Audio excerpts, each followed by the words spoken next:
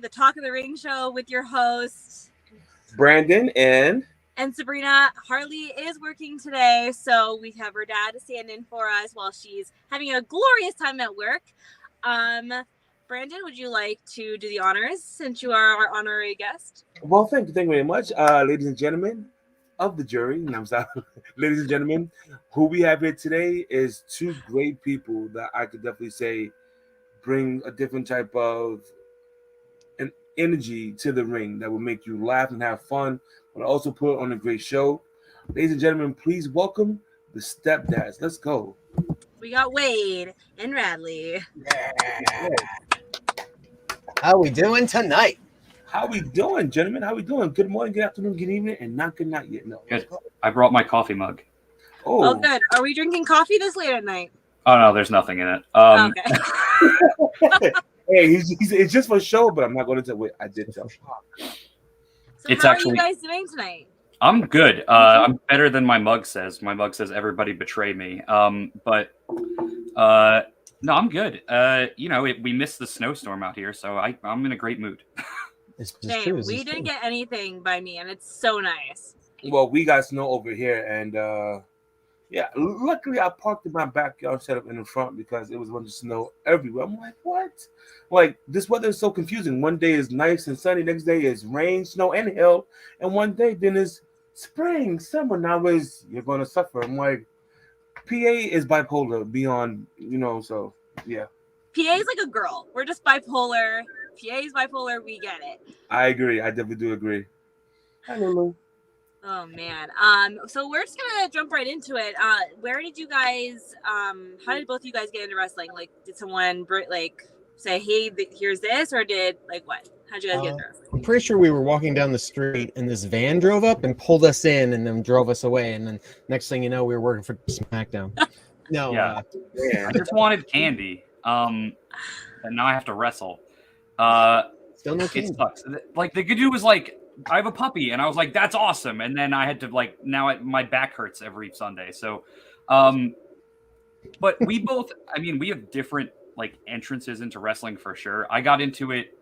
My dad got me into it. My dad used to go to old school MSG shows in the city in the 80s and stuff. He was a big Bruno Sammartino guy back in the day. Old school. Yeah. He lived in New York. He went to those shows. He kind of got me into it. I started watching during a little bit before the Monday Night Wars. Like the stuff, my earliest memories are like Bret Hart versus like Jerry Lawler, like in a Kiss My Foot match and stuff like that. But that was I was watching old Coliseum wrestling tapes. That I would rent from. Wow. Yeah, I would rent from it was called West Coast Video. I'd rent them from West Coast Video and just rent a different tape all the time. And that was how I got into wrestling. Speaking of West Coast, I'm actually from the West Coast. Oh, so I grew up in California, Nevada, Utah, those states, where I watched a lot of NWA, Southern Wrestling, WCW. And unfortunately, in Las Vegas, there were no real wrestling promotions until I was already a teenager, already in my 20s. I did a little bit of training with a company called Vegas Championship Wrestling, which almost doesn't exist if you try to look them up. They were a quick flash in the pan. But it was actually through message boards, backyard wrestling message boards. I don't know if you might remember message boards back in the day. I ran into this guy. I ran into a lot of people. Some of them were on TV now, even that were just really into backyard wrestling at other friends' house. They travel from state to state, that kind of thing. So in doing my regular training, I started traveling to these other shows. And that's when I ran into this guy. This guy came out to Vegas once. We hung out, filmed a whole bunch of stuff for YouTube content. And then we ended up having a match in crazy Pennsylvania. Luckily, it didn't snow that day. It did rain right after, which made us the official main event of that show because there was supposed to be another match after us. Actually, no, it didn't rain. The match after us was just like, well, how the hell are we supposed to follow that? And then they just didn't. And that's not me bragging. I'd love to be bragging. Yeah. I hate bragging about myself, actually. So that was legitimately happened. The guy was like, oh, what the hell are we supposed to do now? We'll wrestle tomorrow. There you go. But the interesting thing for me is I got out of wrestling for a long time. I was into it as a kid, and then I was out of it for a while. And then I got back into it in high school because my friends were into it, and we'd all hang out and watch the pay-per-views, and then like drive into school the next morning. And I got back into it then, and then I started going to indie shows, and I started doing photography for indie shows, like Jersey All Pro and stuff back in the Chikara, and then that got me into like the indie side of things, and that was where I was like, oh, I like this. This is so different from the TV stuff. Yeah. All right. I mean, I feel that because I same as you, Wade. I definitely was like very into it when I was like 14, and then got out of it because, like, you know, high school. I thought I was better than wrestling apparently, and now I'm here at 27, going to indie shows again, and I have fallen in love with it all over again. And I was like, well, why did I ever stop going? So I understand that one totally. Yeah, there's nothing like independent wrestling. Yeah, I distinctly remember like watching a show and watching Mae Young give birth to a hand, and I was like, I'm out. I remember that old guy. Mark Green was the check back later. I was like, I'll see what's going on in a few years from now. I mean, I definitely am agreeing with, like, I say it all the time, I love coming to indie shows. Like, I feel like it's more personal, like, especially with the wrestlers. Like, we get to come up to you and have a conversation. Whereas, like, WWE, you don't get that chance. Like, you don't get to, like, meet John Cena on the concourse. Like, it's not like that. But so I don't watch wrestling like AEW. Like, I watch AEW, but, like, WWE I don't watch. But indie shows are, like, a whole new level. It's, like, so good and so personal. And you never know. A wrestler could land in your lap. You don't know. Yep. We have actually fallen in fans' laps before. So this is absolutely true.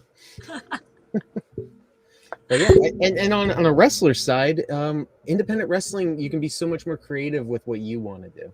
And if you take it as an art form or a performance, if you want to think of it that way, no one's telling you exactly how to be or what to do or how to look. You're trying to do your own thing, which is that's us. We are the Stepdads. Yeah, I don't know if we said that tonight. Well, we are the Stepdads. It's just it's because we want to be, and we have a great time doing it. It's artistic expression. It's wrestling is just drag. Fun fact. That's all it is. Wrestling is drag. It's the same. They're the same thing. They're the same thing. They're the only two places you could be like getting ready for a show, and someone's like, "Do you have any tape?" And nobody's like weirded out by that. I can honestly say there are 3 stepdads in here. You 2 plus me, because I am stepdad. There we go. Hey, I'm not united. Yeah. Oh, you have would not have guessed. You have puppies. I do have puppies. No kids here. Don't want kids. I'm good. Thank you guys. Sorry. I can honestly say wrestling is something that you have to train your body for. When I tried it as a teenager doing backyard wrestling, my first double suplex that they had to do me, because I am a fluffy dude, I did not plant my feet the way I was supposed to. My back hurt. I'm like, what is this? Oh my God. So I give y'all all the props for taking on the bumps, the kicks, the hits. Sometimes moves could definitely, slip up, and you still got to roll with it. So I give y'all all the credit and props in the world. Yeah, gravity sucks. That's the real opponent. Yeah, like people were like, "Oh, it's fake." I'm like, "Yeah, gravity's real. No matter what you do, gravity is coming." Definitely coming. Absolutely. All right, so for the next question for you lovely gentlemen, who trained you, and if it was more, what is the difference in style that you were trained? So we started, Rad kind of told you he started originally out in Vegas, and then we both were training a little bit in PA at a company called SWO. All right. We were both there a little bit doing separate stuff, and then we both kind of hit our wall there of like what we were like character wise and like what we were learning, because it's when you can't be around the same people all the time. Like as much as you could go to training every day, is like you can't train to be in front of a crowd. You can't, like, you got to just get out there, and the more people you wrestle, the more you learn from. Like I learned more over the years of watching other matches and wrestling other people with different mindsets than I ever did in training. Because that gives you the basics to not hurt yourself and then send you out on the road to learn elsewhere. I think that's wrestling in a nutshell. Is like learn the basics and then get out there and make your way. For sure. Absolutely. I mean, I can't take a bump to save my life. So I I'm good. But like We'll give you a stunt double. No, it's crazy because like when we have people come on here and they say like where they've trained and stuff, and it's crazy because it's like I didn't understand how differences people train. Like, so some people train very slowly, some people train very fast, like paced stuff.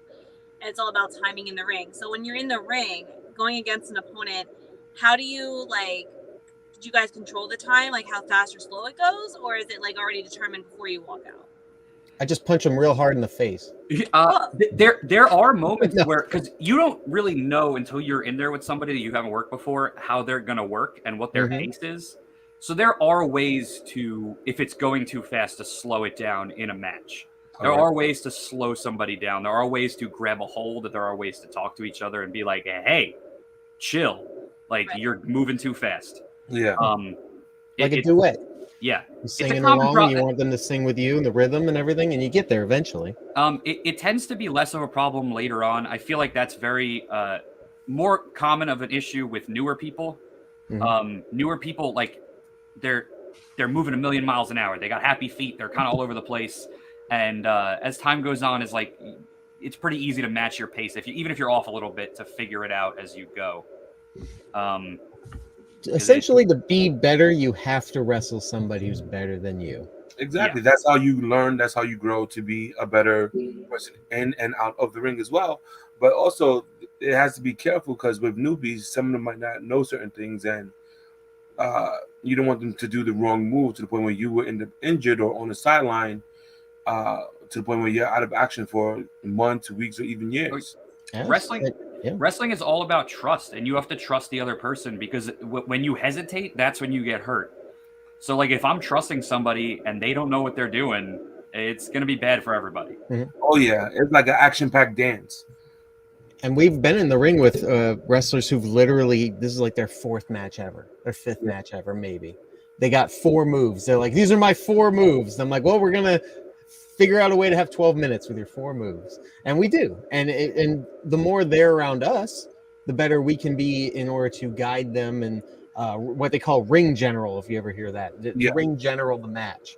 And then when we get the opportunity to wrestle somebody like, for instance, the Rock'n'Roll Express or Hornswoggle, who does a lot of comedy in the matches, it's very reassuring for us when they trust us and they see that they can let us do our thing safely as well. So it goes both ways. Always goes both ways.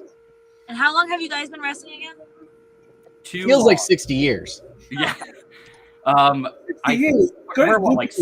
We're coming up on 7 or 8. 7 coming up now. Yeah. Yeah. Yes. That's so of course, then people can definitely learn from you, especially because they see that you've been in this business for a long time, and then they can be like, okay, so what can I learn?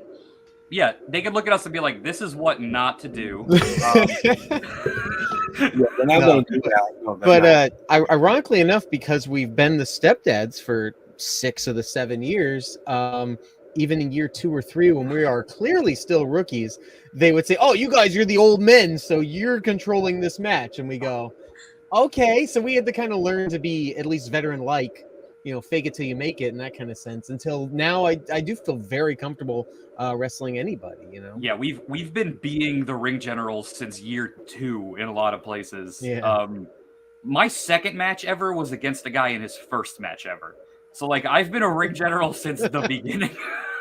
Oh, that match is terrible, by the way. Like, I promise, like, that's not me putting myself on, like, oh, I know what I'm doing. That was terrible. It was an awful match. Don't ever watch it. I believe that's the one and only match of yours that is not on the Stepdads YouTube channel. I'm pretty sure. Not that anyone would ever find it or look for it, but just in my own mind, I'm pretty sure it's the only match that's not online. I'm gonna write this down just to look for it. Yeah, you will not find it. Duly noted. Got it. It's a secret, trade secret. We also, so to go back a little bit too, we also had a very weird introduction to wrestling where when we were backyard wrestling, we had friends who were trained professionally, and we had a ring, like an actual ring. We weren't just wrestling on the ground or wrestling. Like, we had an actual ring. So those guys would come by and, like, maybe they weren't having fun in pro at the time. This is 10, 15 years ago. A very different landscape of, like, the egos and stuff. And they would come by and like teach us how to run the ropes and teach us how to bump and teach us how to do stuff. So we came into wrestling with a little bit of a basis of like secondhand knowledge, at least. Not that I'm saying that's how you should ever get trained, but like it gave us a little bit of a head start where we knew how to do some of the basics, which was interesting. Like we learned from guys who are like respected in the world of indie wrestling.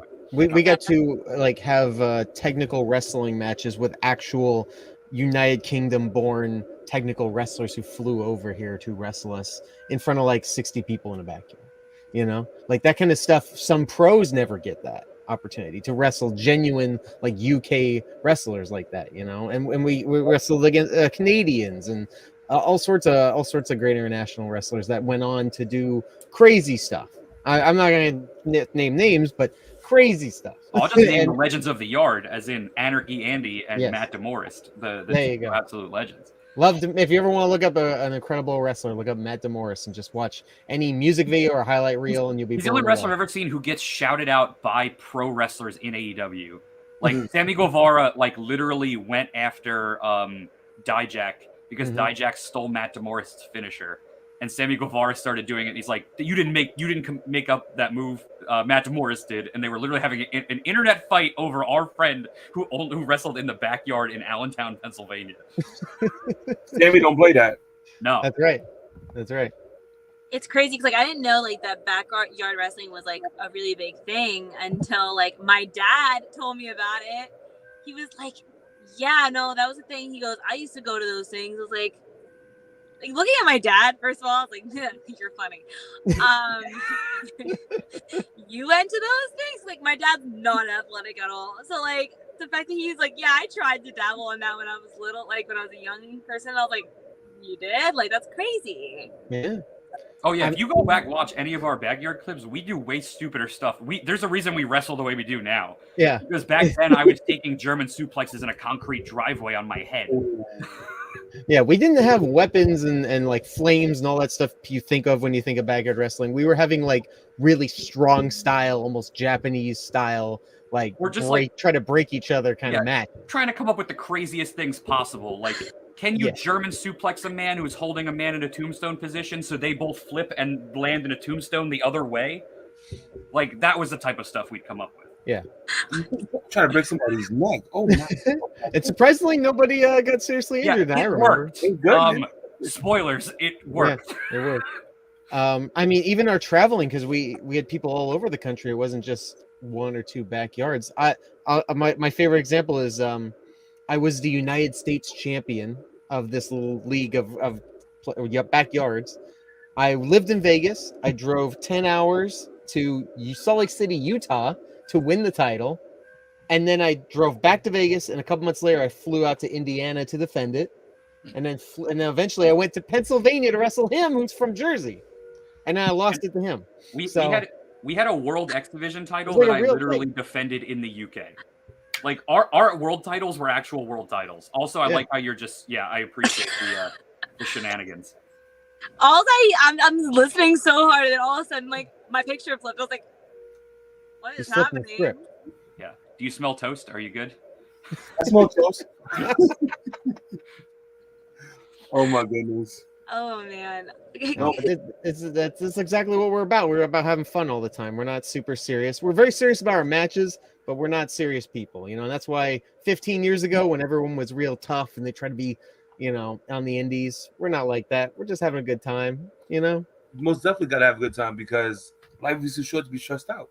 Absolutely. The funniest thing for us is the reaction we get sometimes from guys who are from that old school, like who will meet and they'll be like, "Oh man, when I first saw you guys, I was like, yo, this is gonna be stupid." And then you guys can actually wrestle, and I was surprised. And I was like, "Yep, yes, that's our goal." Surprise, lull them into a false sense of security. Since the Pennsylvania story, our debut at Backbreakers Entertainment with that fan in the front row. Oh, yeah. I love that story. Please tell them. The guy he would not high five us or shake our hands when we came out. He was the only fan in the whole thing. This is our debut. Yeah. And we were big baby faces. And match goes on. Eventually after the show, he comes up to me and he puts his hand out. And I was like, and I like didn't shake it right away. I'm like, go on.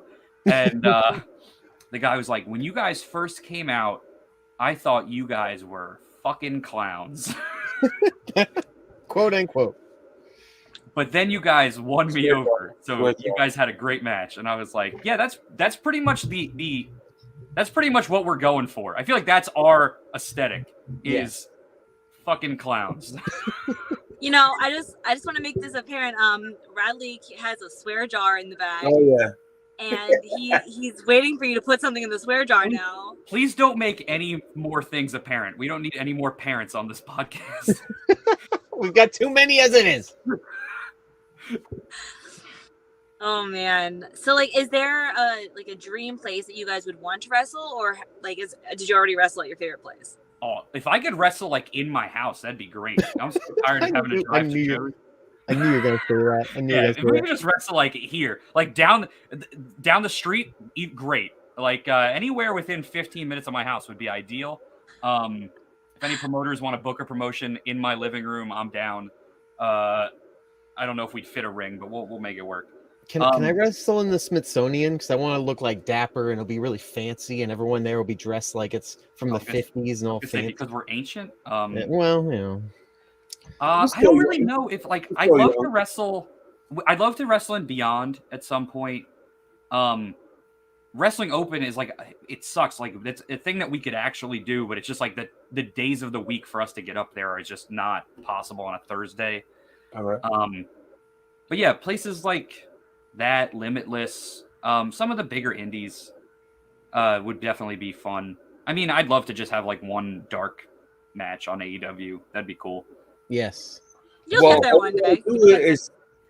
For that, all you gotta do is send them your tapes, and then they will see they will see what can actually be done. Yeah, I promise people see our tapes and they're like, But like, if we could go like, ideally, my perfect like an AEW dark match against 2.0 would be perfect. Dream. That's a dream right there. Yeah. But even in your guys' neck of the woods, like a PPW, Smash Master Wrestling, I would love to be on one of those shows because they look like so much fun. Three Legacies Wrestling, I just recently started watching. They just started, but just recently started watching their stuff. There's a lot of really cool stuff over there right now.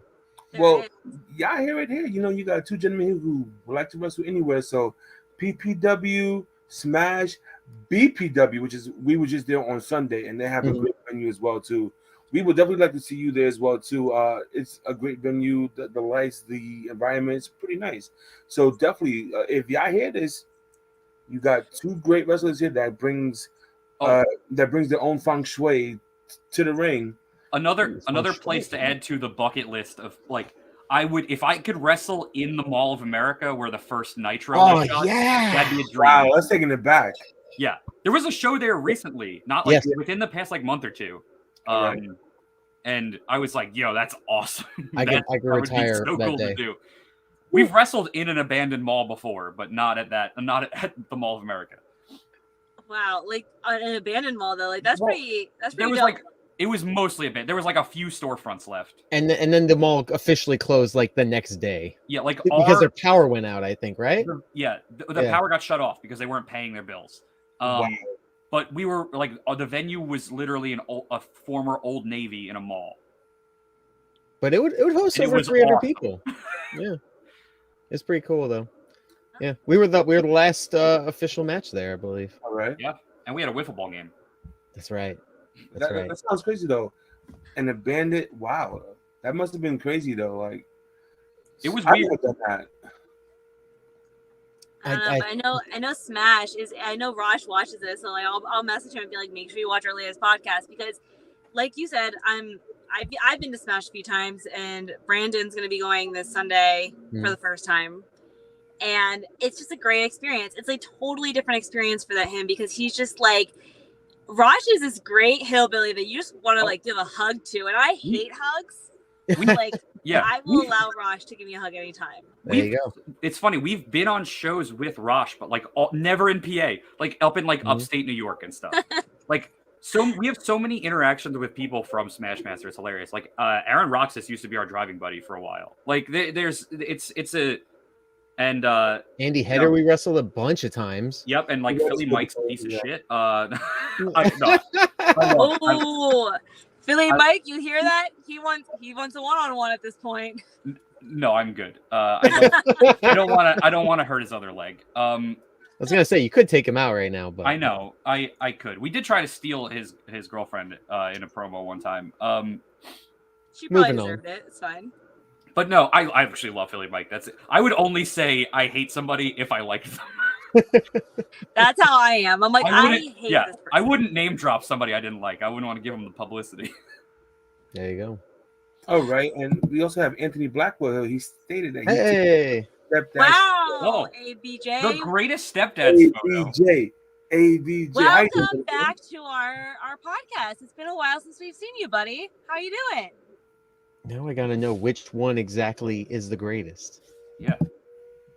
All right, so the next question is going to be, how did you come up with the name Stepdads?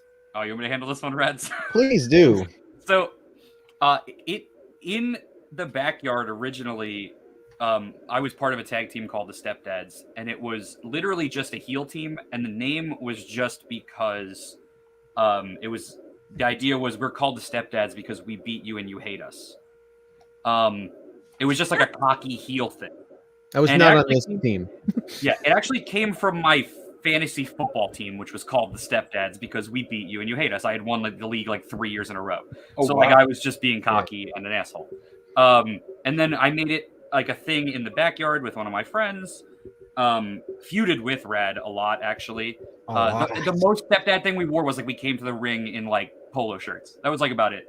And then me and Rad were both kind of doing stuff we weren't that happy with in pro.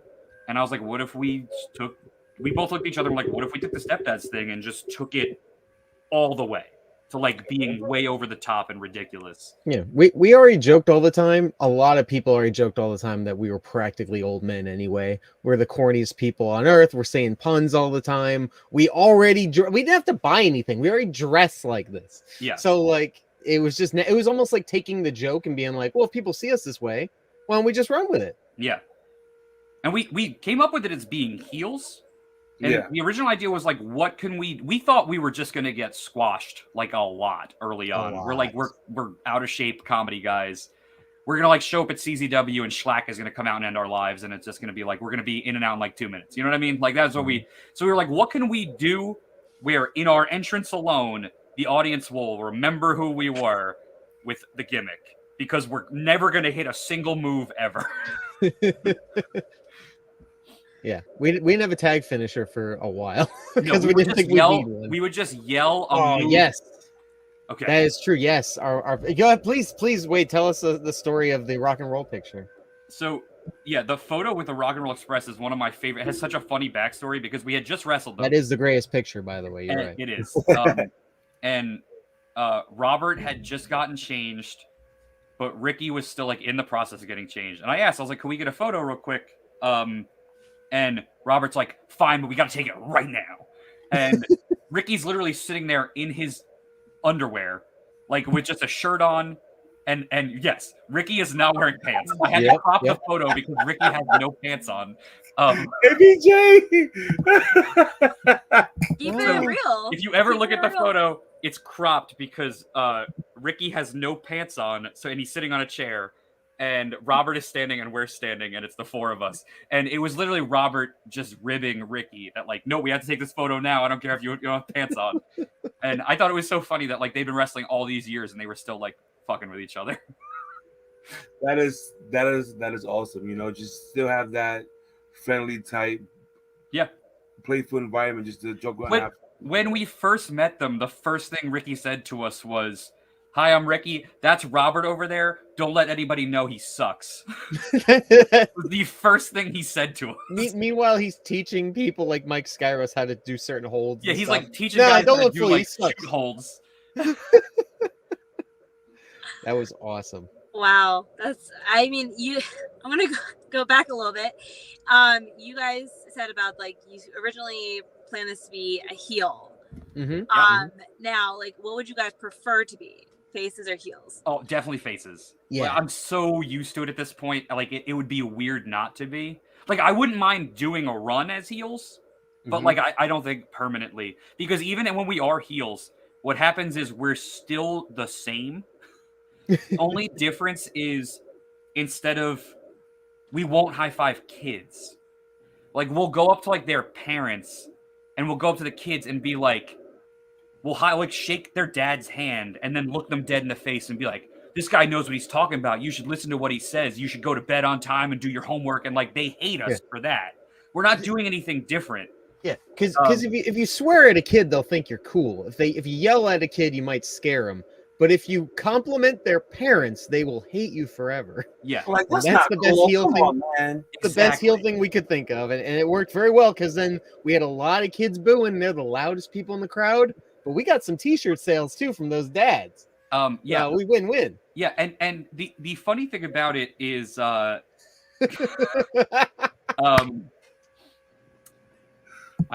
lost my train of thought. Anthony, you're the man. You're the man. Oh, it's even when we're heels, we always end up as faces because like I still have the same sense of humor as a heel. So like people will start laughing eventually. It'll just be mean and at a particular audience member, but people will laugh and it'll eventually turn as faces anyway. Yeah. We've had some times where we were heel and then we just turned face like 1 month where they're like, we're just gonna have you wrestle these other heels and see what happens. And it always just goes, we just turn in the faces like automatically. Yeah. It's a natural thing, luckily, but it always ends up happening. We're just not hateable, I guess. I don't know. I'm sure we could try. We could get the belts out and whip people or something, or sit them in their room. Or we have ideas on how to do it. It's just like it would be a temporary thing, regardless. Yeah. Okay. No, I was just wondering. Well, like, I mean, since Harley's not here, but usually when Harley's here, she's like more the face of the podcast, and I'm more of the heel. So like, it's a little weird because I'm taking on a face role today. Well, it's yeah. The funny thing about being a face, I think is harder than being like, because you can't be, the crowd has to want to root for you. Like if you're a baby face and the crowd is not into it, like you're dead on arrival. You have to like have a connection. There has to be a connection. Yeah. Or else you're dead in the water. I feel like in a lot of cases, heels get a lot more of an opportunity. Heels have a lot more opportunity to branch out and do crazy things, and that makes them more likable in a way. But when you're a good guy, you gotta kind of be white toast. You gotta be almost boring unless you have some sort of natural charisma. Yeah, it's funny. I have to acknowledge Anthony Blackwell's statement for a minute. Every time someone walks by me in PPW or he walks, I go, ew, stinky. And it's like that's been like a running thing now. So now every time like he sees me, we just both hold our noses and we're like, ew. Just because that feels rude. We'll make sure to spray some perfume or something that'll turn us heel at the show. Don't worry. Yes, our Undertaker. The trait that is the most viral clip of the Stepdads that's ever existed. When we wrestled Trajan and and the mayor. Oh yes, Evers, AJ Evers. BBE. Yeah, and we did the thermostat spot and did the Undertaker sit up and murdered Trajan, and it's still one of my favorite. It's probably my favorite Stepdads clip. Like if you could put a clip of something on someone's tombstone, that's what I want to be on mine. Yeah, we've been saying for a long time the thermostat is really what's over. We're just there to hold it. Yeah, that's the real star of the show, and that's okay with us. Honestly, I think it's a bit harder to be a heel than a face. Because what if you have a great personality? You just love to make people laugh and have fun. And then when you got to be serious, you got to, and then you got that kid that's like, Mommy, he scares me, something like that. You feel bad. You know what I mean? Well, here's the one thing I will say that's that makes, I think, being a heel a little easier is you have so many targets to get heat from. Because a heel isn't really hating and like attacking the good guy. They're just like doing that to like make the crowd hate them. So like they have so many ways to get, and like all we can do is fight the heel. And if the heel is like, if it's not going well or stuff's getting messed up, like we're gonna look crappy and no one's gonna buy it. Whereas like if you're a heel, there's 100 people in the crowd you could get to hate you, and if you get one, you might start a domino effect. And I think that it slightly makes it easier. But a good heel is like makes being a face the easiest thing in the world. Yes, Like, absolutely. if the heel comes out first and the crowd hates them as soon as they come through the curtain because they're already going after the crowd, Right. my work is done. I don't even have to do anything when I come out. They're gonna cheer whoever comes out next, and it could be me, it could be a broom, it could be anyone. It doesn't matter. They'll cheer for them because they hate the guy who came out first so much. That makes perfectly good sense. Mm-hmm. Yes. What did Anthony Blackwell say? Oh well, I think Ace Austin did most of the work on climbing the basketball hoop and jumping off of it. I don't know. Trajan did a good job standing there, though. He did what he does best. Oh boy. And to Sabrina, Anthony also said, Oh. No, there's a reason I hate hugs. I've hated hugs for a while, and so when I came to PBW, Harley, his daughter, is a very big hugger, and she hugged me, and at first I was like, oh god, it's just something that I don't know. I don't like people. So a wrestler came up to me at PBW in the middle of a match, and his name's Tim Theory, and he has like his hair like right in front of his face, and he looks at me in the middle of a match, and he goes, "You want a hug?" I'm like, no, thank you. I'll ask, but every time I have, it's just there's certain people now that'll let hug me, but other than that, I'm like, if someone hugs me, it's more of like this. It's like, okay, can we just get away? Wait, I think this is our in. So when we're heels and we come in, we come in super nice. We're really happy, and we see her in the crowd. We go, big. I haven't seen you since the podcast. Big hug, and she's gonna go, no, and you know what's gonna happen? Heel turn. Oh, screw you, screw everybody. Oh, it's your fault. That's on you. Yeah, it's your fault. It's your fault. It's fine. I've been known as the heel at many wrestling events because I told a guy to put his shirt on, and he was like, "It's because I'm fat, isn't it?" And then the next show, he lost 20 pounds, and then I was like, "Did I do that to you?" He goes, "Yeah, you did." He goes, "No, I'm just kidding." But at first I felt so bad. I thought you just liked his shirt. Put the shirt back on. It's because I'm fat, isn't it? Yeah. Rad knows why it's good that we're not on shows where I'm allowed to say whatever I want because it's bad. we live in a PC world. We cannot have an unfiltered Wade. Yeah, I've been trying to get myself canceled for 7 years and it just won't take. We do have a lot of fun, though. We do have a lot of fun. All right, so then that goes to the next question. What is your favorite part about wrestling? I like the part where Rad does most of the work and I just stand there. And Tell me. Hey, let me tell you, nobody sticks their arm out like you, Wade. Nobody. Yo, I get way more exhausted trying to get the crowd to cheer when you're in the match than I do wrestling in the match. And that's just like a fact. Like I'm like you ever see a clip of like the Undertaker running up and down the apron while he's getting fired up, waiting for a tag? That's way more exhausting than wrestling. 100%. Like doing moves and stuff is easy. Trying to get the crowd into it is hard. Yeah, especially if because I've been to things where the face is trying to get the audience to clap, and the audience is just not clapping. Nothing's happening. It's a timing thing. You almost have to watch the crowd and learn the timing and be and also I don't know exactly what they're gonna do in the ring sometimes. It's I don't want to start a clap at a point where I'm gonna start a clap, but they're not gonna get up right away, or they're going into something where it's gonna get shut down, and then the crowd's gonna feel crappy that they clapped and nothing happened. It's it's a weird timing thing that you almost just have to know each other well enough. And I think I do a okay job most of the times of knowing when to get the crowd to go. Sometimes I get them going a bunch just because I'm bored. Listen, you're the best tag team partner I got. Yeah, it's the only one, and that's exactly the best part about it. But no, yeah, what you're talking about there, if you ever heard the term, when you're working, that's the definition of working. It's not about the moves. It's about understanding and going with the flow of the crowd, which is extremely important. Is the skill of pro wrestling.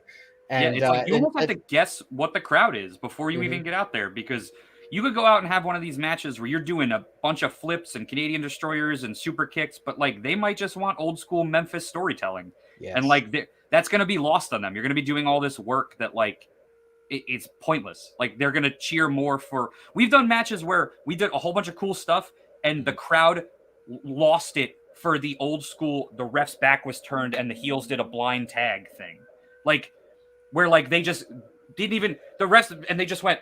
And the other guy got in the ring, and the crowd was into that more than any of the moves we were doing. Yeah, I took a Canadian. Yeah. I took a Canadian destroyer to no reaction, blind tag, one of the loudest reactions I've ever had in the match. Yeah, that's just how it is. You gotta understand your crowd. That's so true. Crowd works are more important than any 450. That's well, you gotta remember before you do that 450, you have to yell, "Come on, everybody!" That's well, I mean, you haven't seen my 450 though. It's pretty dope. I can't do a 450. That's just you falling down 450 stairs. That was me when my stairs collapsed. Oh yeah, true story. His stairs collapsed in his house. Fun fact. Not so fun fact. Actually, awful fact. Jackknife power bombed off the stairs. Yeah. I also say what makes a crowd go wild too is like if there is a storyline leading up to the match, because I know that Raj especially like his group they post promo videos about each other all the time, and it's like then you're like they're shit talking each other, they're going crazy, and so now I'm like sitting here going I can't wait for this match because there's been bad blood between them on social media, like here we go. So like I think storytelling is also that, because if you're just putting two people together it's like cool, but if there's a big rivalry there for how many times that they've wrestled now, the crowd's gonna be more interested. I think Wade agrees with me. It's just we love storylines probably more than the wrestling itself. Like and doing storylines, having these big feuds. We do little like sitcom episode type of skits on our YouTube channel for matches. That is so much fun. It gets us pumped to have a great match. And then the crowd, knows exactly what's going on, and we have a good time. And sometimes we can make the match about the story we told anyway. Yeah, and it's with YouTube and TikTok and Facebook and social media. It's you could have a match with like a random match against a team you've never wrestled before. You could just, I don't think wrestlers realize, you could just make up a story. You could, like, there doesn't have to be a long backstory where they screwed you out of a title or something. It could be like, you could make something up and it's more interesting than nothing. It could be like, oh, remember when we used to be friends and you came to my birthday party and you stole one of my presents? Like, it could be whatever. It doesn't matter. Oh, a present? Oh my goodness, that is messed up. I saw a really good women's feud that the first like 6 months of it was based on one of them like Starbucks and the other one like Tim Hortons.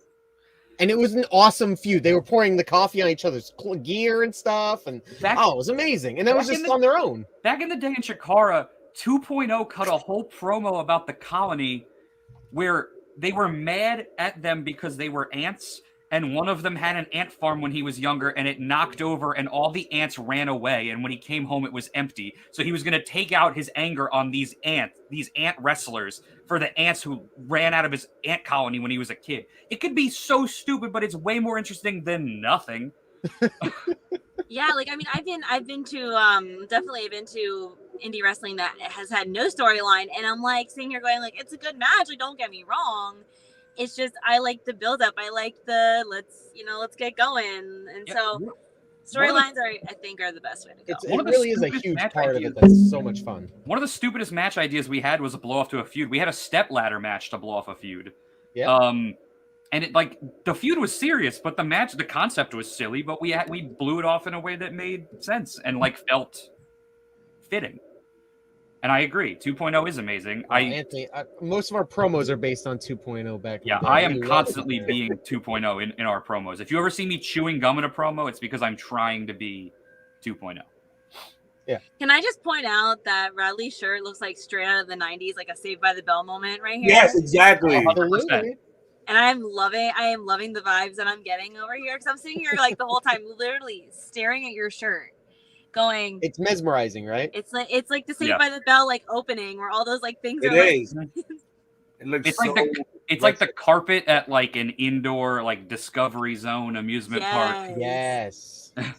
Absolutely. That's like a Chuck E. Cheese. I'm staring at the Chuck E. Cheese right now. Like that's something that I would see on the floor in Chuck E. Cheese. And I'll wear this to the ring, especially like during the summer. I'll definitely. I wear this one a lot too. It just got fish all over it, and that's all. We I have always a whole got bunch. something random. I have a Hawaiian shirt with corgis on it. I have all sorts of weird shirts. I have this. Yeah, I have a pink shirt with cassette tapes on it. I go to the store. That's definitely retro. Yeah, I go to the store and I find stuff, and I'm like, oh my god, that is the ugliest piece of shit I've ever seen, and I have to own it. Yes. I got the sweater back there too. It's like, this is ugly. Yeah, okay. In the basket it goes. 100%. Now I have to ask, like, have you ever gone to the thrift store to get your stuff? Because like that's the place to go. My go-to wrestling sweater, which is like has all golf stuff on it, was found at Goodwill when we started. We find so much. We find weapons to use for matches at Goodwill. Golf clubs, vinyl records, like anything that's breakable. A VCR. Yeah, Goodwill. We used a vinyl record that was the sound of trains in one of our matches once. Yeah. And Wade yelled "choo choo" and then hit the guy with the vinyl record. It was phenomenal. My favorite was the guy I hit with I hit a guy with the Best of Bill Cosby record, and as I shattered it over his head, I yelled "Jello pudding." So. You guys are called the Stepdads for a reason. You guys have these dad jokes, which is like the best thing ever. Because like you don't even know about our nicknames. Oh my goodness! Like my favorite thing, people were like, "Oh, your dad jokes aren't funny," and I'm like, "What fuels me is like I don't. If I tell a dad joke and someone laughs, I've failed. Yeah. I want when someone hears a dad joke, I want them to roll their eyes or audibly groan out loud. Yeah, like when our jokes are like an attack. I want it to hurt. Yeah, like I want it to change your core temperature. Like I'm over here going, oh my god! Like, I mean, let's see. Let me try and go down the list of a couple of nicknames we got because we're the old age in-laws. All right. The parental guardians of the galaxy, the mother takers, the leaders of the daditude era. Always using that. The vest there is, the vest there was, and the vest there ever will be. Yep. WUF to the T. So good, might as well drive a Vespa. Yep. What are we missing? Oh, the Robe Warriors. The Robe Warriors. FTR, Fathers Totally Rule. Yeah. So many. The shirt, FTR. With the Old Bucks. The Old Bucks. These are just off the top of my head. The what is it? You're Nick Riley, and then you're Matt Wade. Oh yeah. I'm the third brother who doesn't wrestle. That Mother Taker shirt's coming. Coming. We have multiple shirt ideas in the chamber. Well, since you brought that subject up, do you guys have your merch at? Like, where can people find your merch? So we always got our merch with us when we're at live events, but if you can't wait, we do have prowrestlingtees.com/stepdads, where we have a whole bunch. We have an original design with us as cartoon characters with the Stepdads logo. Looks like the Bewitched logo. Yep. From the 50s. Awesome. Well, one shirt you can only get on there is it's a drawing of us, and it says "Dad to the Bone." Yep. But any other shirts shirt. Like. If somebody wanted one of our shirts too, they could contact us and we would mail it out. I have no problem with that. Absolutely. We have so many at this point. I want to get one for my daughter. I'm fluffy, so I know for a fact they don't have extra fluffy size. So we have up to 3X. Mm-hmm. Yeah, I'm a 6, so sorry. Well, we could order some specials. All right. Well, then it wouldn't be the first time we've done it. Don't worry. Yeah. See, I always say I want merch, and then like I'll buy it. And then just never wear. Like I'll wear it to bed. Like that's where I wear all my wrestling shirts. It's we try to go out of our way to make stuff that like doesn't look like a wrestling shirt. Yeah. Something different and unique that stands out. Yeah, it just looks like it could be like a band shirt or a logo for something or some sort of I don't want swim cartoon or something. Yeah, I don't like the wrestling shirts. Okay, wrestling shirts. Well, the problem I run into with wrestler shirts right now is I'm so small that I need a child's large, like youth large, and all the rest are like, so what size are you? And I'm like okay, I'll take a small, but like if you have a youth large, I'll take it too. And they look at me all funny, and it's like, but I'm being serious. Yeah, I get it. It's small. Even smalls are a tough sell. They're still big. It's unfortunate. We do also have stickers though, and mugs, and Not a bad idea. Oh, Papa Gandalf came in here and said you need a shirt with a swear jar on it. That'd be a good one. we might. We have a couple like the old. We have an idea for the Hot Rod Roddy Piper shirt, but it would say Dad Bod. Yeah. We have a whole. My favorite shirt ideas we have. So we have a logo already drawn up of it's the Stepfathers and it's the Godfather logo with like the like marionette, the like coming down, and us in black and white. Right. My favorite idea that I really want to get done at some point, we just need somebody to art it up, would be we're both old school gamers, and my favorite shirt idea we've come up with is a play off of an old N64 game called Banjo Kazooie. Wow. It'd be Banjo Dad Zooey, and I would be Banjo Papa Bear, and then Radley would be in my backpack popping out with the belts as Kazooie. That's cool. That's actually something cool. Yeah, something different but fun. Or honestly, it doesn't have to be a backpack. It should probably be a fanny pack if it's wrestling. But yeah, that's like one of the ideas that I've definitely had that I think would be fun because it fits us perfectly, like style wise and silliness wise. Yeah. Which I do see in Radley's background. He has 2 titles right there. What are those? Oh, well, right. These are 2 of the 3 titles we got, but right. This one is from a company called Tough and Talented Wrestling in Torrington, Connecticut, which this weekend will be defending those titles against the Even Stevens from Wrestle Pro, Creator Pro. That if we retain, we're gonna be past 550 days. I think it's 553 days. You think you have an exact number. I know you know what it is. You don't have to act like you don't. Hey, I could be out by a day or 2. Anyway. This one right here is from New Jersey, Lock Target Wrestling, where we wrestled a team called Tyrant and won the championships from them. So we still have those. I think we got those in late November, if I remember right. Early November, late November, something like that. So we still have those. And I'm currently the GTS Intercontinental Champion, which I don't have the belt with me right now, but we got that GTS, as well. Are you talking about Grimm's talk show?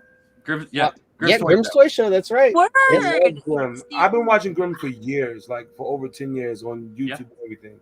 Yeah, we only started last November.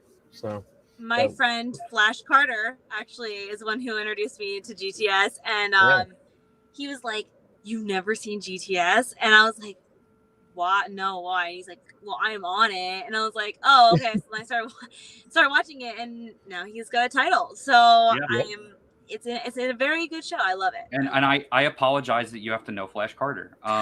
Oh, Flash is a good boy. He said he was watching, so just let you know he is in the room. Flash is great. Again, I wouldn't make fun of people I actually like. I actually disliked. We did get to wrestle Flash maybe a month and a half ago, something like that. Yeah, we had a tag match against Flash and Slender Man. He teamed with Slender Man, and he beat us. So yeah, there you go. But he's a good kid, and he's one of those people that I look at and I go, he's gonna go far in this industry just because of how dedicated he is. And sorry, I never compliment him, so he should be lucky. He's gonna take this clip and just replay it on his phone for years and years. He's gonna blackmail me. He's gonna make it into a TikTok. Yo, and Flash Carter, if you're watching, just know Dustin Flash Waller is coming after you for the rights to the name Flash. Yeah. He told us so. So be on the lookout. He loves GTS. He wants to be the one true Flash in GTS. He told me himself. It's wild. Like the GTS stuff is crazy. Like we go places and like there's guys who are like in positions we want to be, like on shows and in companies. Top tier. And they're like, man, I can't believe you guys are on GTS like all the time. And I'm like, this is so weird to me, like how big GTS is. And people are just like, oh, I watched it as a kid. It's so fun. And it's crazy. It's crazy the reach it has. Like I went to AEW with Doo-Hop. And like the amount of people who just stopped him walking around and were like, oh my God, you're Doo-Hop from GTS. Can I get a picture? And I'm like, this is crazy. Yeah. And it's just having fun with some friends on a little backyard set, you know? Yep. And it's a blast, absolute blast. If it looks like people are having fun, it's because they are really having fun. Let me tell you, it's having fun with friends, and also Jimmy Spino's there. Sorry, Jim Wilder, Jungle Jim Wilder. Sorry, that jerk. I just love to like watch the videos, and then like when Flash is always like, so this is what happened today. And I'm like, cool. Like, I'm over here going, I can watch the video too. Like, because sometimes I'll be at work and I work 12-hour shifts. So, like, I have so much time to watch his videos. And so I'm watching it as he's messaging me. He's going, did you see that time that I won the title? Did you watch it? I'm like, I'm getting there. Like, well, I'm not Spoiler going to alert. skip it. I said, oh, you won the title? Because I thought the other guy really deserved it. Like, it's him and I play back and forth with each other all the time. Like, I'm so sarcastic to him, and I'm surprised he's still one of my friends. Like, that's how shocking I'm surprised. Don't worry. If they're a pro wrestler, they're probably self-deprecating, so they love it. I can guarantee it. Mr. Brandon, you want to ask another question if you have it, sir? Sure, of course. So, gentlemen, what is the hardest part of wrestling?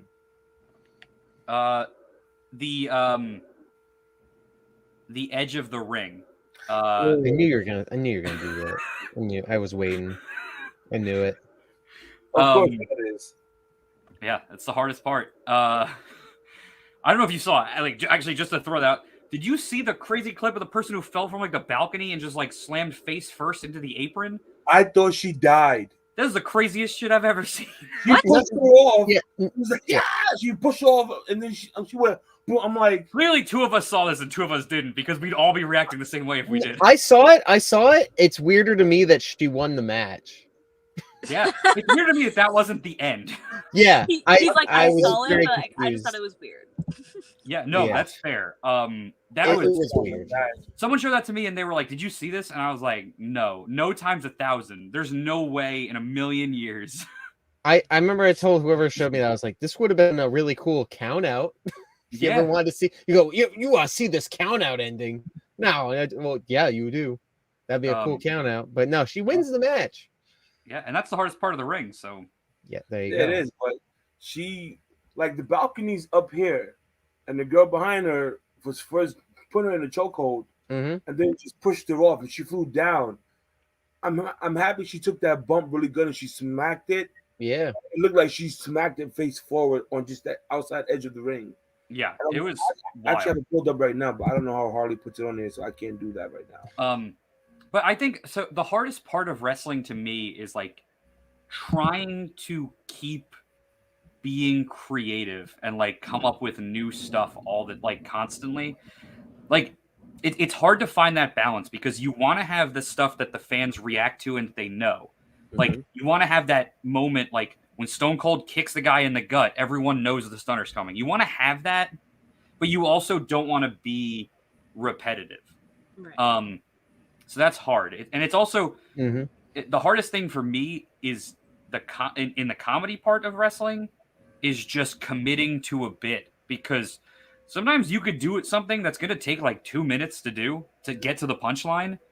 And it might be quiet for those 2 minutes. And you have to just hope that the crowd is going to join you on that journey and that the punchline is going to pay off. Yep. Because it can be hard to commit when they're like, you don't know if they're going to be there at the end.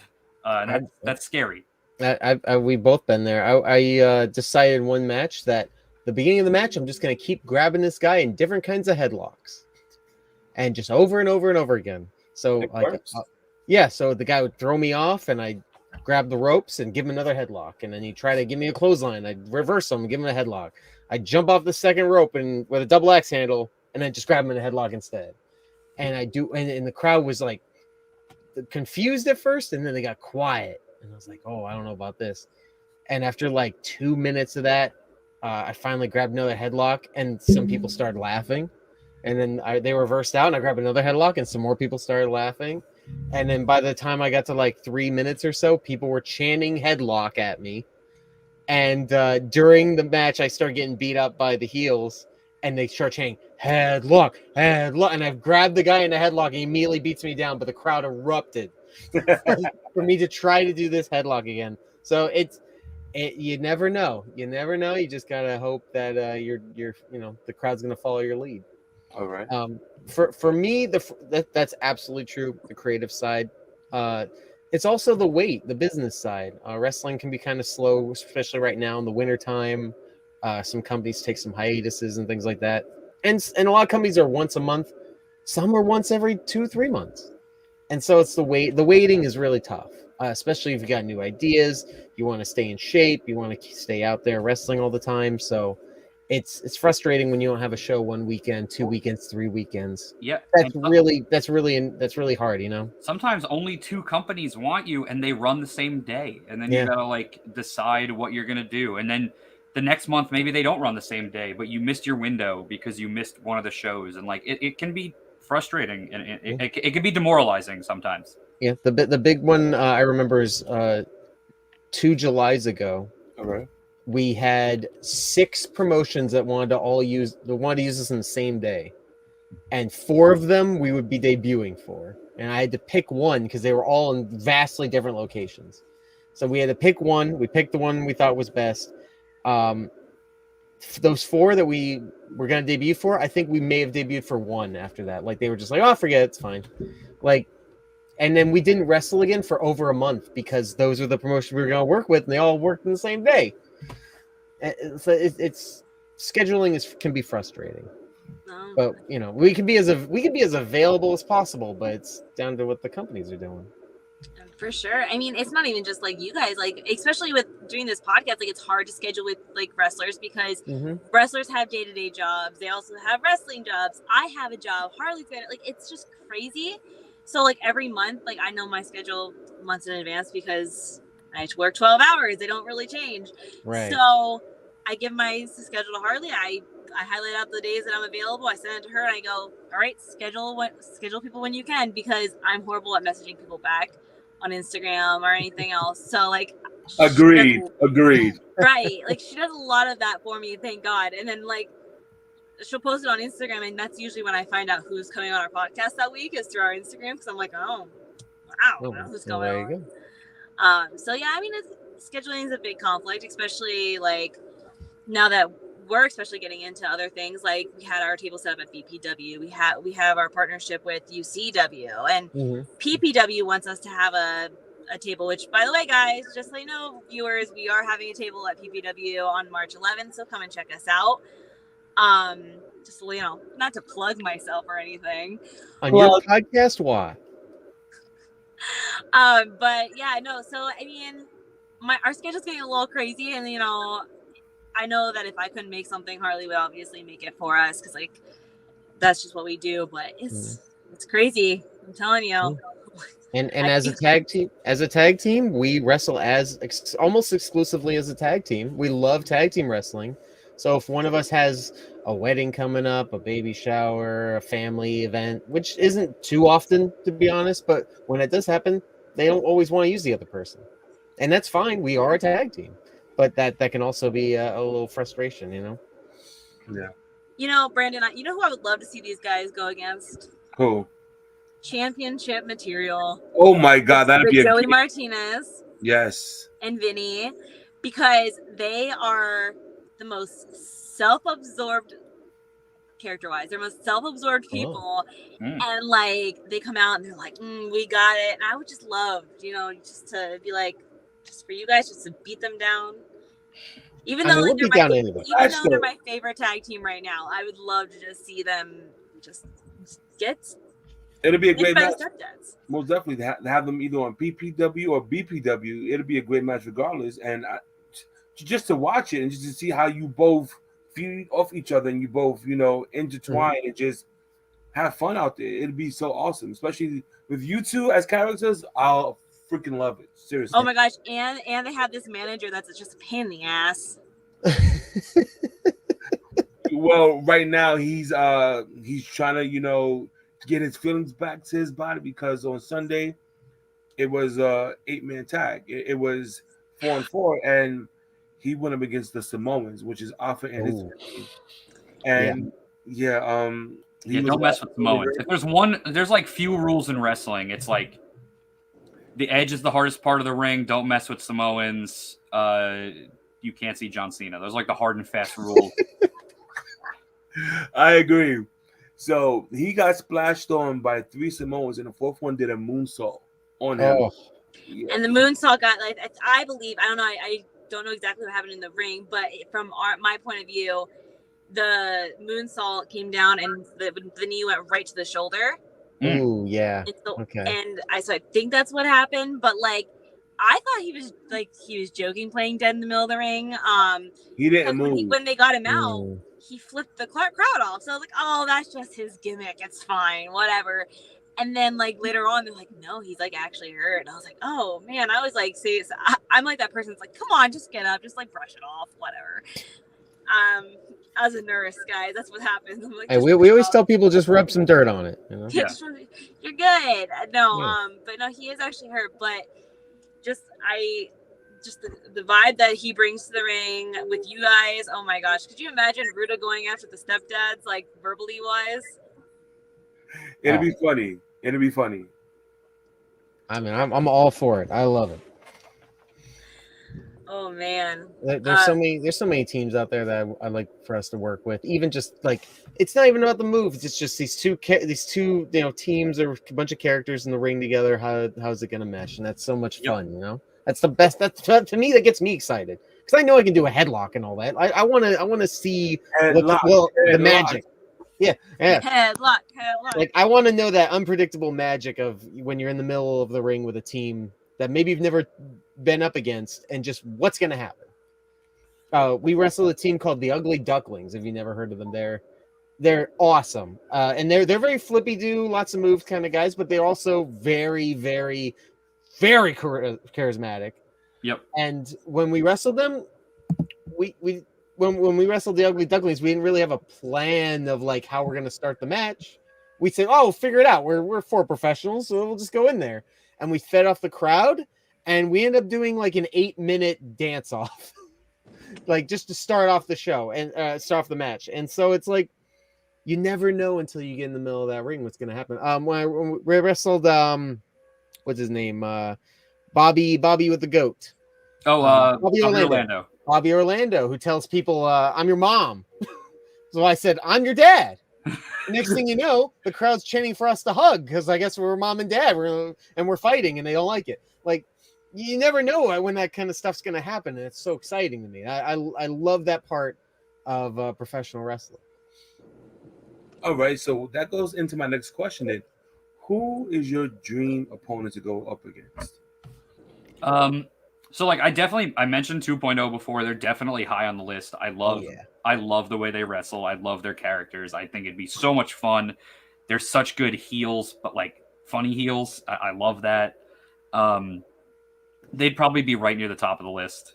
Mm-hmm. I think that'd be my top. I really don't know who would be above that for me.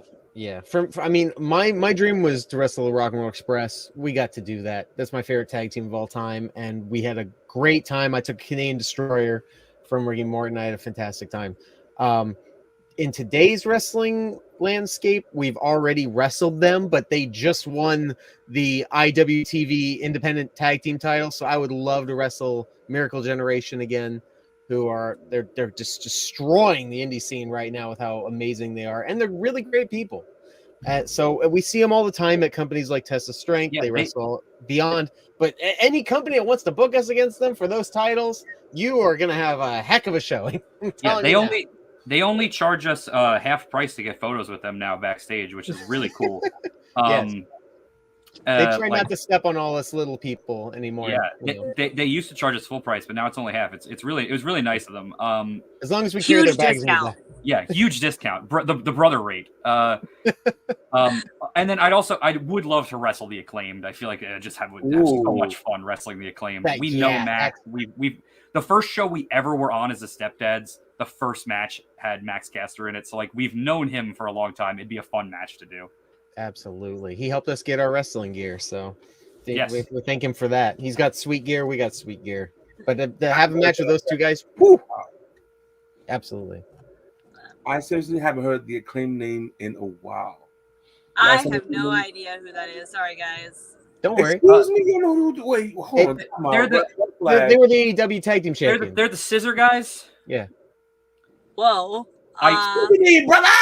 That's all it is. It's just with hands. That's it. Their catchphrase is, and I swear to God, I'm not making this up, "Scissor me, daddy ass." They I say look this you on guys national up. television This is said on every national week. TV and AEW. Yeah. Okay, I'll be honest. I watch AEW for one wrestler, so like if he's not on, I'm not interested. I love this. I never Is thought it- I'd meet somebody who'd never heard of Scissor Me Daddy Ass, and this is fantastic. I'm glad I was Who's here the for one this. guy you watch for? QT Marshall, right? Y'all the greatest wrestler of all time. There's two. Hey, he's good. Is it he's good. Luchasaurus? There's two. There's Cole Carter, Okay. All right. and then there's Action Andretti, which just made his debut onto AEW. Yes. Because I was watching him in the Indies, and I got to meet him, and like I got Mhm. tons of pictures with him, and seeing him go from Indies to AEW was like amazing. So, of course, I'm gonna still support his journey. But yeah, no, those two are the only ones I'm watch. fine. As long as your answer wasn't Zach Clayton, you were going to be fine with me. I don't know if he's like the jobberiest jobber who ever jobbered on Dark in the history of the world, and I hate him. And I've heard of him. He's the only guy I ever tried to fight in a locker room. We'll leave it at that. No, and like a lot of wrestlers that come on to us say that like it's tough in this industry to know who you can trust too, because like it's hard. And so like, are you guys like nice to everybody, or are you guys like very skeptical of when you meet people?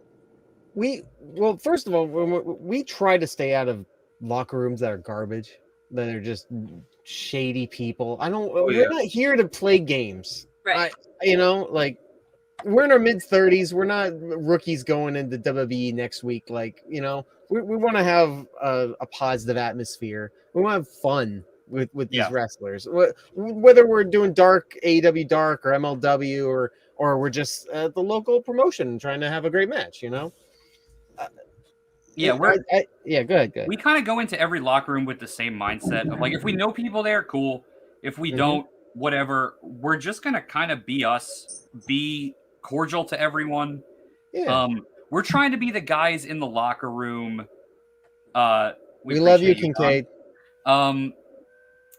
We know, to use like a sports analogy, is like some teams, like the Yankees have Aaron Judge. He's their MVP. Like you want to have your top guys. The guys, that's your champ. Mm-hmm. But like a team needs those glue guys that kind of just keep everybody loose in the locker room and like kind of keep it fun and keep it light. Like we're trying to be that. Like we're not going in with expectations of we're walking in to become the MVP. Like we're here to just like have a good time, make sure everybody else has a good time, keep it loose, keep it fun, like make people laugh. If people need, like, whatever people need. If people want advice, we're here for that. If people want to laugh, we're here for that. If people if it helps lighten people up because we're making fun of ourselves, we're there for that. Like we're trying to be that. I think about it in wrestling terms. Everyone wants to be Roman Reigns, and it's great to strive for that. I want to have amazing matches too. But we're also kind of looking at it as we're kind of the R-Truth of the locker room, where we're going to be around for a while. We're going to get paid, but we're also going to have a good time. No one's going to talk bad about us because we're just spreading positivity everywhere. Yeah, and we are. Maybe we'll have 50 hardcore title, the 24/7 title shots or whatever. Yeah, I'm trying to be Funaki every day of my life. Yeah. We're going for that longevity. We're going for that good time. The Ric Flair right there.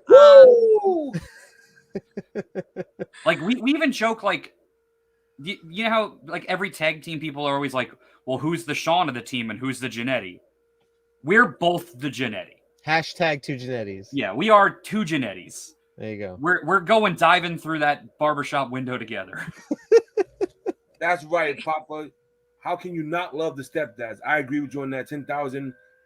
Yes, sir. Yes. And Papa, we did get the milk and we'll be back soon. Yeah. We went and picked up the smokes. We're on our way. Don't worry. Yeah. I was rolling my eyes because Bradley over here goes, hashtag. And I'm like, oh my God. I didn't do this. I gotta do this, right? Is that what they do now? I don't know, but like I literally was like, oh God. I can speak. I can do it. It's light farm, right? Yeah. Is that what they say? It's a light farm. Yeah. Yeah. It's real light. Lit? Light? It's lit, fam. Lit? It's lit farm. My 16-year-old cousin has been teaching me this. I'm like, I don't know what you're saying at all. That's what I said to her. Well, I'll just say this podcast is bussin', no cap. No cap. Let's go all day, all day. This I don't even podcast know is what y'all just McDonald's. said. I'm loving it. Yes. Ba-da-ba-ba-ba. He's loving it. There we Oh, go. Lord. There we go. This Yeah. is Stepdad things, Sabrina. You wouldn't know. You are a female. I wouldn't know. I'm a female and I have dogs, so I don't know. I know. So I'm a you- single adult male with no children and no plans to have any, fake or real. Honestly, I mean, I know I'm only 27, but I already told my mom, I was like, don't expect grandkids. Granddogs for sure. You Yeah, have dogs, there you but go. nothing. Like the best thing about our stepkids is that like they could be whatever age we need them to be for whatever promo we need because they don't exist.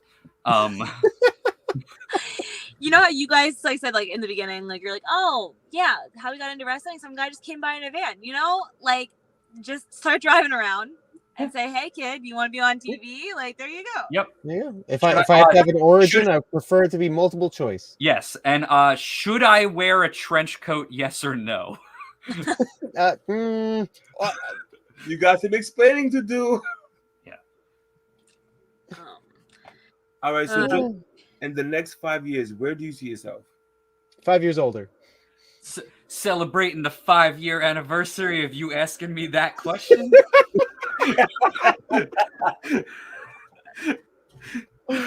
Oh man, that's it. That's it right there. No. He said it. He said it. Shout out Mitch Hedberg. Oh my god. I mean, honest answer though. I feel like I really hope we're still having a lot of fun. Yeah, and it would be awesome if we were doing some crazy good stuff for a bigger company. But if we're not, as long as we're having good time, as long as people are looking us up, watching our stuff, tweeting us, yeah, I'd be happy. I really would be. I can promise you that if 5 years from now, like I will either be having fun wrestling or not be wrestling. Like I will not be wrestling just because it's a thing to do. Like if I'm not having fun, it's not worth it. Understandable. Honestly, like I mean, we've been told lots of times like that wrestler said, you know, when the dream and the flame inside them says like you're not having fun anymore, that's when they're gonna be like we're done, because like if you're not going out there and having fun, then why do it? Then it's gonna feel like work. Take a break. Like wrestling will be there. Wrestling's not going anywhere. If you need a break for your mental health, for whatever, take it. Wrestling's gonna be there when you get back, and it'll welcome you with open arms, and then it'll probably kick you in the dick and roll you up for a 1, 2, 3. But like that's wrestling, so there you go. Yeah, we welcome you back. Yeah, that's how you get welcome back. Imagination.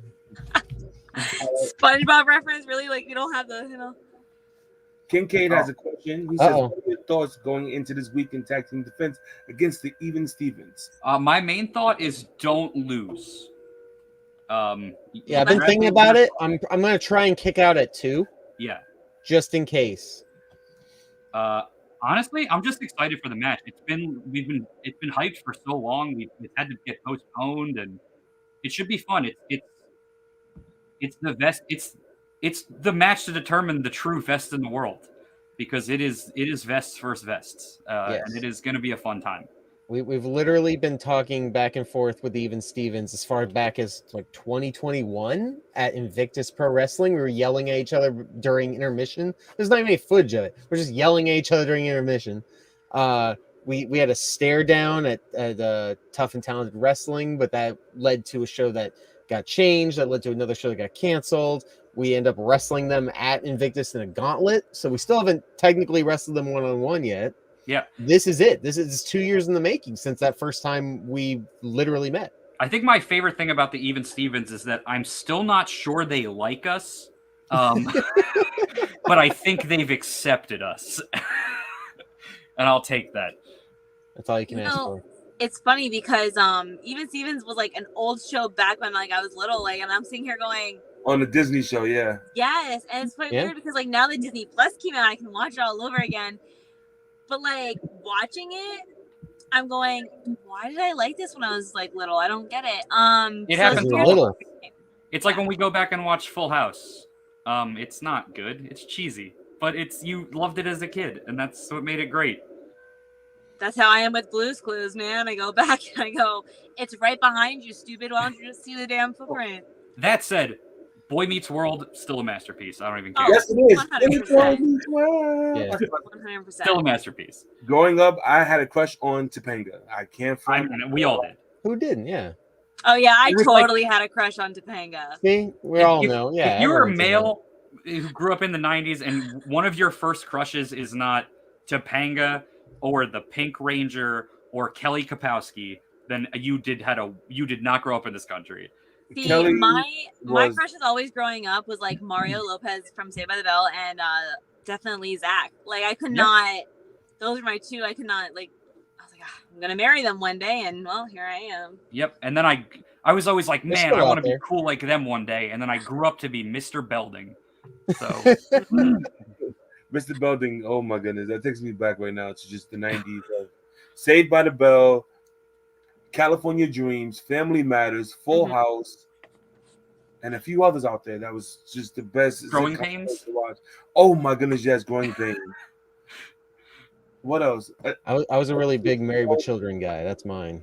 Married with Children's Yes, that mine. was a good oh, one. my 90s thing that happened recently that blew my mind was I was at Comic-Con and I got a photo because I just run into him at a panel with Taj Mowry from Smart Guy and the little Wow. girl from Sister Sister. Or he was also in Full House too. But like Mhm. that, it was like a crazy moment. I was like, yo, you've been on my TV since I was a child, and it was crazy. That was my. That's something that like. That's something that's like kind of weird to say, you know, like when you're going like, "Hey, you're on my TV as a child." And like you were a kid, like he was a kid and I was a kid at the same time, but like in very different worlds. Oh, That yeah. was my show, kind of a smart guy. He's a smart guy. Great show. We take me back. I feel old. Oh my god. We all feel old. Don't worry. I feel old every day of my I'm life. This is weird. Usually, I'm like not the youngest one in the room, and But you are. today I am, and it's a little scary. There was the other day I saw a post online where someone was like talking about like calling people who were born in the 90s like something, and then like calling people who were born in the 80s like the elders, and I'm like, oh my god. Oh, well, one of our nicknames. 80s. One of our nicknames. We are the Sonic Boomers. Oh yeah. Forgot about that one. Sonic Boomer. I'm loving all y'all nicknames. You got like 1,500 nicknames. It's so awesome though. Oh yeah, we try to get commentators to say as many of them as possible during our matches. They usually never get through the whole list. All right, so gentlemen, if you got the call to go up to a major show, what would you choose? AEW, WWE, or I'm gonna throw one in there, New Japan Wrestling. Oh, I'll throw mine out first because we might have differing opinions. I don't know. All right. For me, it's absolutely AEW because of the creative aspect of it.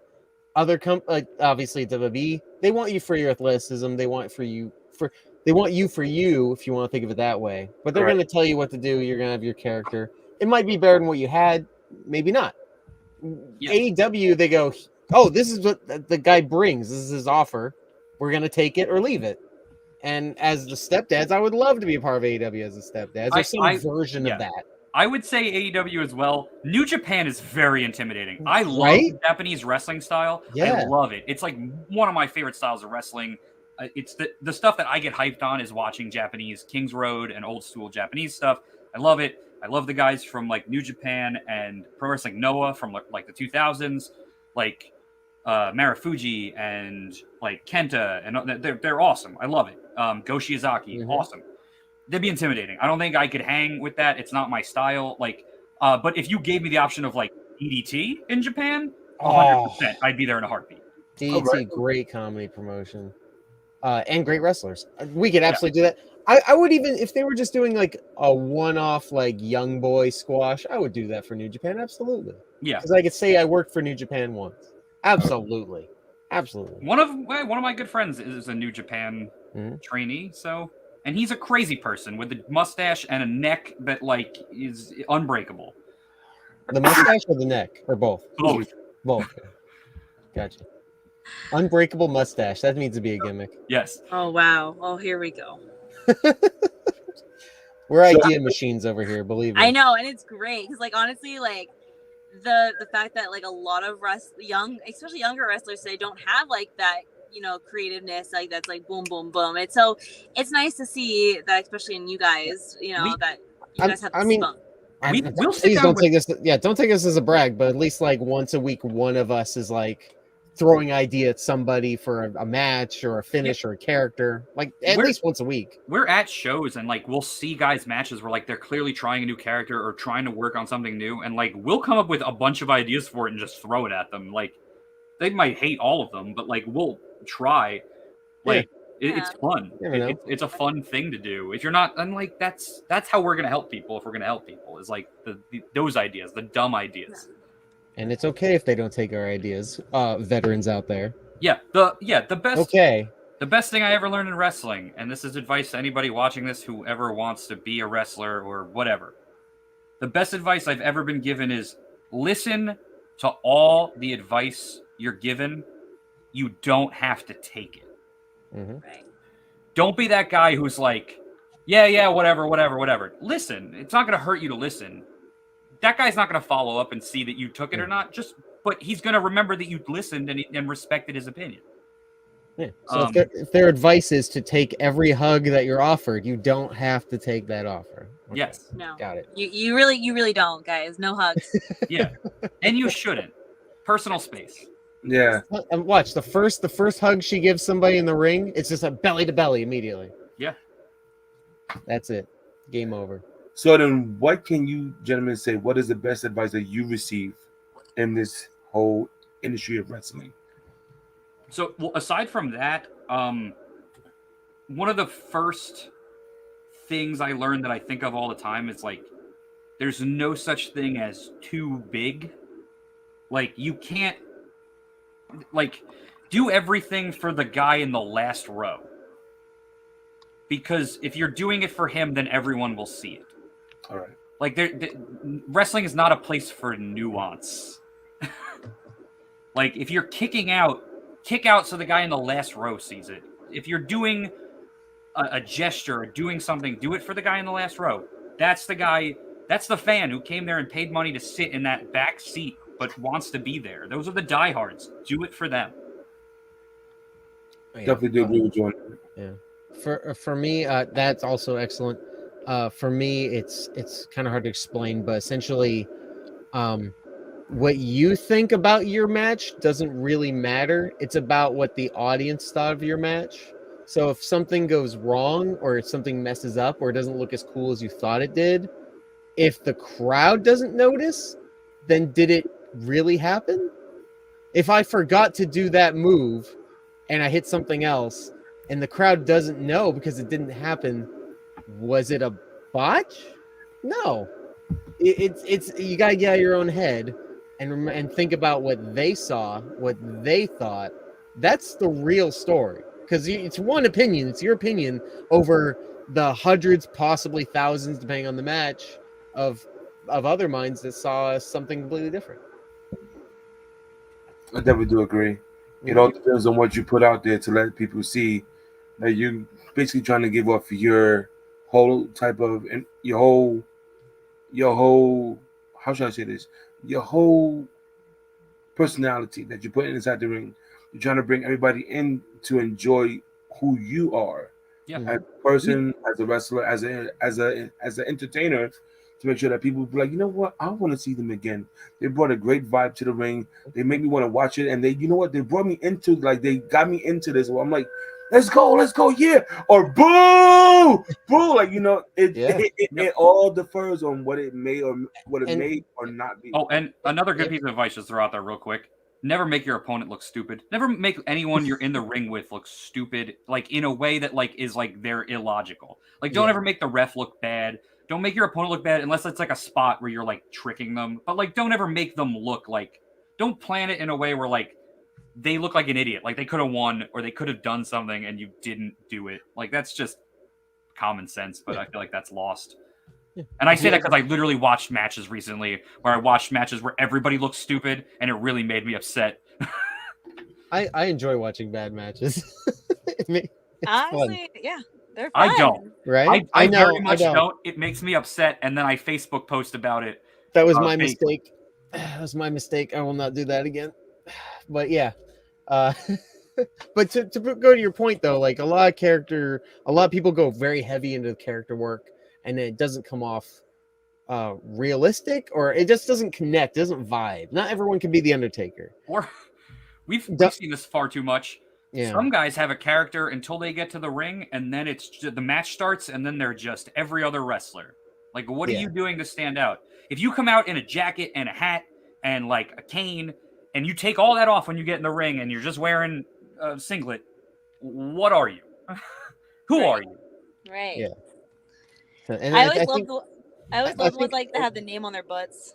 Well, it's like we do too. So. Like that would be my biggest critique of wrestling now. Like in WWE, it's like, what are so many of the gimmicks are just I'm a wrestler who does this or looks like this or likes this or doesn't like this. Like, how many guys in wrestling right now would you pay money to watch lose? Like, to go root for to lose? Yeah, not to win, to lose. Because most guys right now are like some gray area in between of like, I'm a wrestler, and some fans like me and some don't. Because they don't like my style. They don't like the way I wrestle. Mm-hmm. But like, who are the guys you would pay money to go root against? It's like not a lot. It's like MJF and like maybe Roman Reigns, and that's about it. That's true. Those are the top sellers right now. But I remember when Roman Reigns had Sami Zayn in his bunch. He was bad, but then Sami Zayn started to get that push. Where now he's a face. I'm like, wow, he got the push, especially at the last event.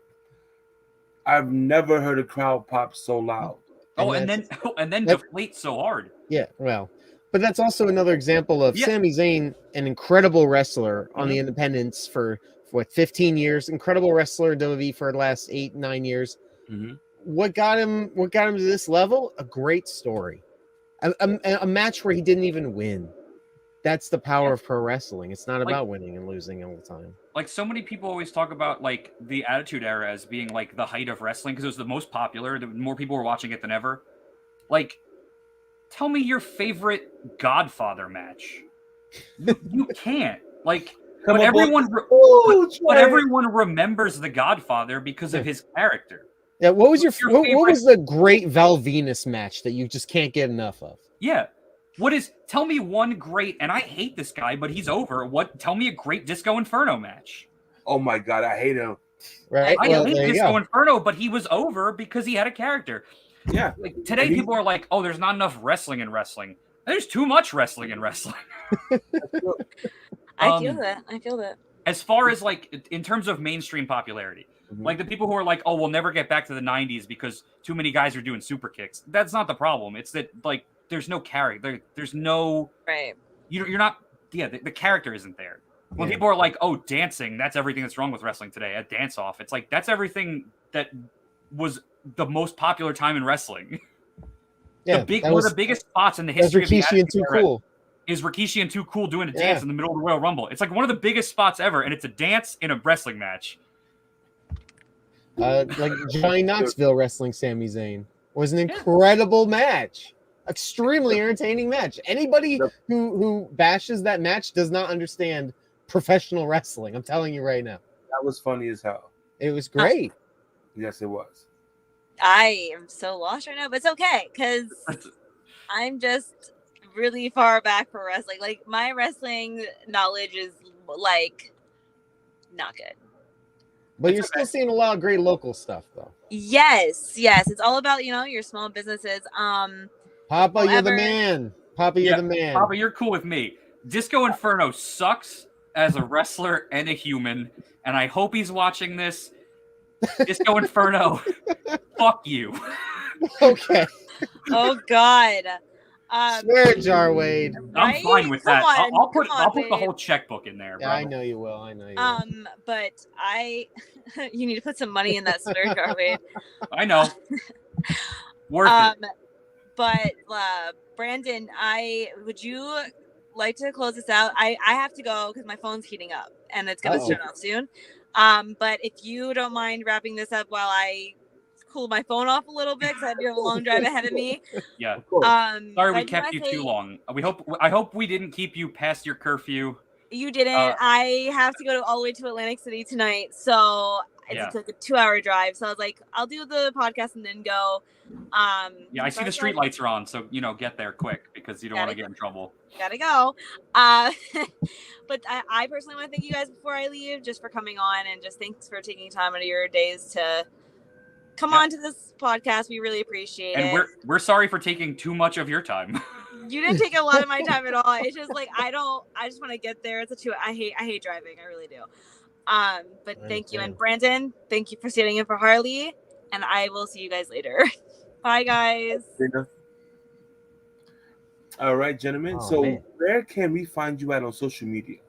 Oh, well, luckily, we're pretty much on all social media. Yep, so Friendster, ICQ, MySpace, Xanga, LiveJournal. No, You said MySpace. That's old. Oh my goodness. Oh, I said Friendster first. Oh, wow. LimeWire, Club Penguin, Club Penguin. Yeah. What else? RuneScape. Air G. I think that's about it. AIM Sega chat channel. rooms. Yahoo Personals. Only Windows 95. Craigslist. No, but you can actually find us on Facebook, Instagram, TikTok. I don't know what those are. Yeah, just search Stepdads Wrestling. All one word. One all word. One if word. You search it with 2 words with a space in between, we are not responsible for the weird shit you're gonna find. It does not reflect the Stepdads in any way. All right, yes. But we are also on Twitter on Stepdads Wrestle. And if you want to check us out on Patreon, we also have Patreon, Stepdads Wrestling, as well as our pro wrestling tees.com/stepdads. Yep. And our YouTube. Look up our YouTube. 2 Stepdads, 1 cup, I think is what we're No. Sorry. You will not find that on the Stepdads YouTube channel. Oh my God. But you will find hundreds of our wrestling matches because we literally post 3 times a week. In chronological order. We're a couple months behind, but there's a whole library there. You can see what we're up to. If for some reason you're interested in non-wrestling stuff, all of my social media is under Wade Kruger 1 without the space, as it's spelt right on the screen. Wade Kruger with a 1 at the end. I'm on Twitter, Facebook, Instagram. If you want to see photos of hockey games or listen to me rant about hockey games or whatever, that's usually what I'm doing. This year's been good. The Devils have been good, so I haven't been yelling about hockey too much. I'm usually just complaining about other people. I'm telling you, Brandon, his tweets about the Macy's Day Parade every Thanksgiving are legendary. Oh yeah, I highly recommend that. I do live tweet the Macy's Thanksgiving Parade every year while drunk. Incredible. Yeah. The last few years I haven't gotten to do as much because I've been working, but it is a fun time. I just start drinking early because I have to go see family, and I watch the parade and live tweet it. And it's usually unhinged and kind of unnecessary. It's kind of the WrestleMania of his Twitter account. And people come up just asking me about that. Yeah, people are upset about it when I don't do it. It's weird. I also live tweet. Like I've live tweeted Super Bowls and the Tony Awards because I love Broadway. And that's not me being sarcastic. I legitimately just love Broadway. That sounded like sarcasm when I said it, and I wanted to assure people that I was not. I actually love Broadway because musical theater is just an extension of wrestling. It's all the same shit.